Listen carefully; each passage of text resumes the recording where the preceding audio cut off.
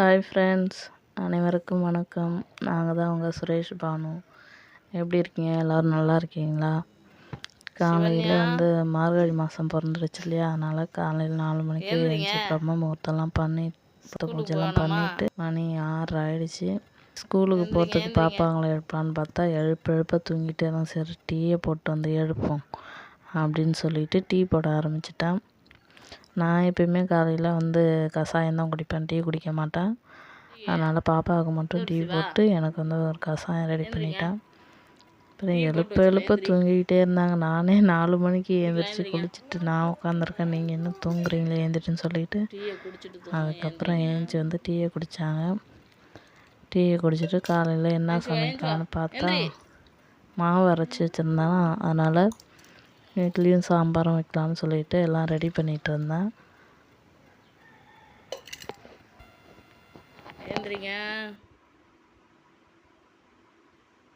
பாப்பா.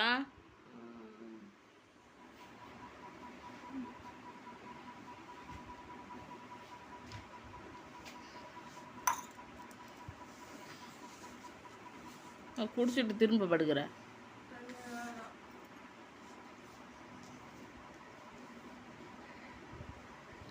டீயை குடிச்சிட்டு சின்ன பாப்பா படுத்துட்டா. திரும்ப படுத்துட்டா ஏந்திரிமான்னு சொல்லிவிட்டு பெரிய பாப்பாவும் டீ குடிச்சிட்டா. அப்புறம் சரி நம்ம வேலையை ஆரம்பிக்கும் சமைக்கிற வேலைன்னு சொல்லிவிட்டு பருப்பு உருளைக்கிழங்கு இதெல்லாம் குக்கரில் போட்டு வேக வச்சு சாம்பார் தான் வைக்க போகிறேன். பெரிய பாப்பா இதில் ஒன்று பண்ணிட்டா பாருங்க. இன்றைக்கி ஸ்கூலு எனக்கு லீவுன்னு சொல்லிட்டு இருந்தா. சின்ன பாப்பாவுக்கு தான் ஸ்கூலுன்னு நினச்சிட்டு நான் கிளப்பி விட்டேன். அதுக்கப்புறம் மணி 9 ஆகிடுச்சி. அதுக்கப்புறம் அவளுக்கு அவங்க கூட படிக்கிற பிள்ளைங்களாம் ஸ்கூல் போனதும் இன்றைக்கி ஸ்கூலு உண்டுன்னு சொல்லிவிட்டு அவசரமாக கிளம்பி போனால் கடைசியில் அது பாருங்கள். அப்புறம் குக்கரில் பெருங்காயத்தூள் மஞ்சத்தூள்லாம் போட்டு மூடி வேக வச்சாச்சு.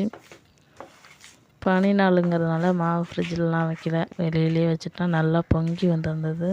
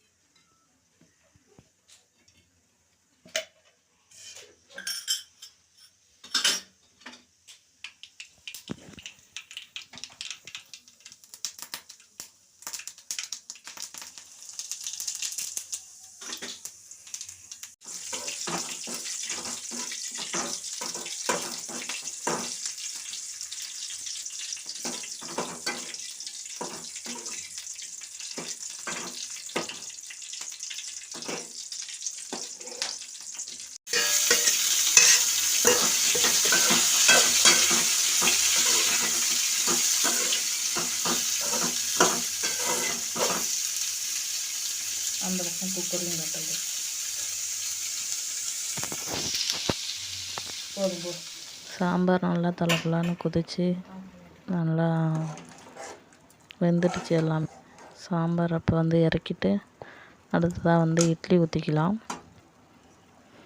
எங்கள் பாப்பா 2 பேருமே இட்லியா சாம்பாருக்கு தோசை தான் நல்லாயிருக்கும் அப்படிங்க.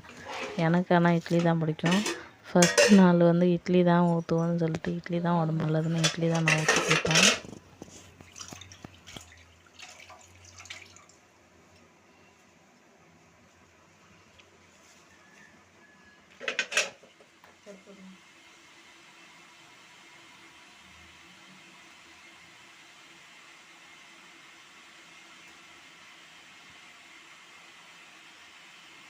அங்கே தண்ணி விளக்காது.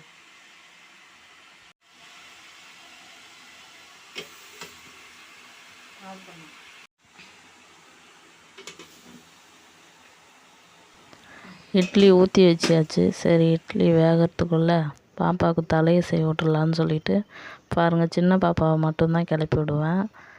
இவளுக்கு தான் ஸ்கூலுன்னு நினச்சிக்கிட்டு நான் இருந்தேன், பெரிய பாப்பாவுக்கு லீவுன்னு நினச்சிட்டு. அதுக்கப்புறம் 9 மணிக்கு எனக்கு ஸ்கூலுன்னு சொல்லிவிட்டு அதுக்கப்புறம் கிளம்புறா. நம்ம செடியில் பூத்த ரோஸ் பறித்து பாப்பாவுக்கு வச்சுடலான்னு சொல்லிகிட்டு இருந்தேன். தலையை வீட்டு காமிக்கிறேன் பாருங்கள்.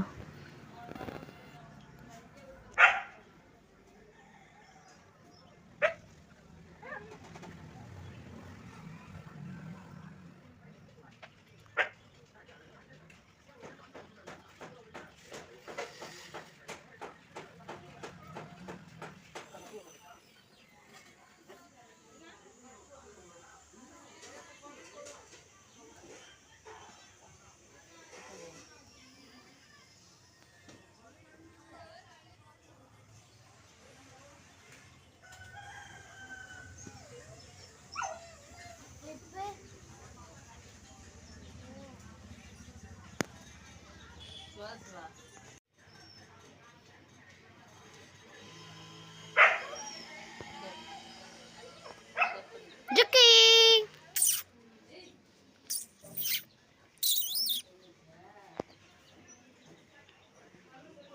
ஜுக்கி என்ன பார்க்குற? தலைக்கு சீவி பூ எல்லாமே வச்சாச்சு. அதுக்கப்புறம் வந்தால் இட்லி வெந்துருச்சு.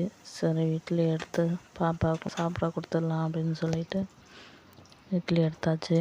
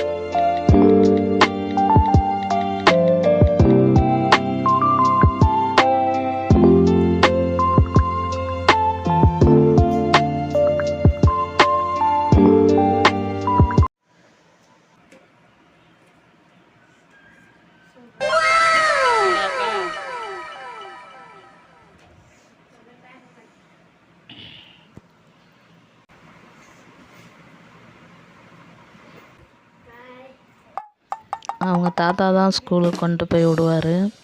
அவர் தான் வராரான்னு சொல்லிட்டு பார்க்குறா. இன்னும் அவர் வரல. இப்போ பாருங்க கடைசியாக எங்கள் பாப்பா வந்து ஸ்கூலுன்னதும் டக்குன்னு கிளம்பிட்டா.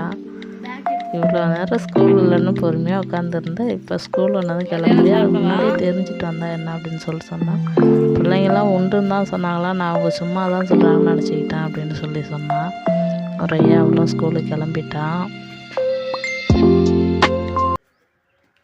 பாய்.